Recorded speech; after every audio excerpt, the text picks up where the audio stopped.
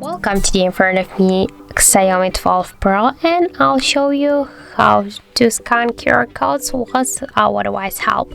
So we can do it by just open the notification panel, and here we can see the scanner icon. Just click here and you will activate the scanner, or by the same way we should go all in just tools folder, and here we'll see the same scanner application here. So click here, tap yes I agree while using the app, allow, and here we should now just place the QR code inside of this frame.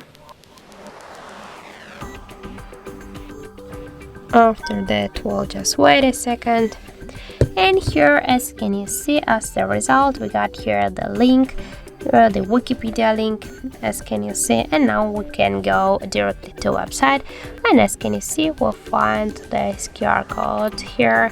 That's what the Wikipedia article. So that's it, that's how to scan QR codes with our device help. Thank you for watching, and if you find this video helpful, don't forget to leave a like, comment, and to subscribe our channel.